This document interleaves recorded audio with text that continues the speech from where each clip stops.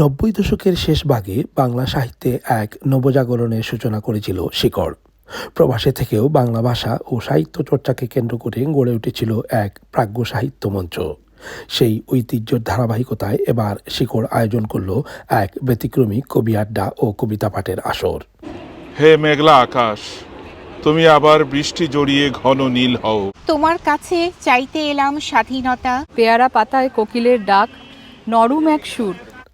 গত সোমবার বিকেলে পূর্ব লন্ডনের খোলা প্রাকৃতিক পরিবেশে ভিক্টোরিয়া পার্কের সবুজ প্রান্তরে অনুষ্ঠিত হলো এই অনন্য সাহিত্য আড্ডা। শিকড়ের সম্পাদক ফারুক আহমেদ রনির তত্ত্বাবধানে আয়োজিত এই আয়োজনে অংশ নেন ব্রিটেনের বিভিন্ন প্রান্ত থেকে আগত স্বনামধন্য কবি ও সাহিত্যিকরা। আমরা শিকড় 25 বছর পূর্তি উপলক্ষে আমরা বিভিন্ন অনুষ্ঠানের আয়োজন করতেছি। কিছু কিছু অনুষ্ঠান যেটা বাংলাদেশ, কলকাতা এবং বিলেতেও হচ্ছে। গত 14 এপ্রিল আমাদের একটা অনুষ্ঠান হয়ে গেল কবিতা সন্ধ্যা, এবং আমরা পুরো বছর ব্যাপী আমাদের মূল উদ্দেশ্য হচ্ছে যে আমরা শিকড়ের 25 বছর উপলক্ষে অনুষ্ঠান করে যাব।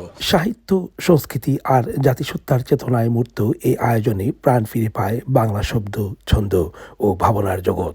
এ ধরনের আয়োজন বাংলা সাহিত্য প্রেমীদের একত্রিত করে, যা খুবই অনুপ্রেরণাদায়ক। বিশ্বব্যাপী এই শিকড় ছড়িয়ে গেছে এবং শত শত ভাষাভাষী কবি সাহিত্যিকদের এখানে সমাগম ঘটেছে। আমরা অনলাইন পোয়েট্রি রিসাইটেশনসও হয়, হ্যাঁ, সেটাও উইকলি বেসিসে হয়, মান্থলি বেসিসে হয়, বেঙ্গলি অ্যান্ড ইংলিশ। অ্যান্ড যদি কেউ অন্য ল্যাঙ্গুয়েজে করতে চায় সেটাও আমরা করে থাকি। বিদেশের মাটিতে বাংলার শিকড়কে ধারণ করে এগিয়ে চলা এই প্রয়াস বাংলা সাহিত্যকে পৌঁছে দিচ্ছে এক নতুন উচ্চতায়।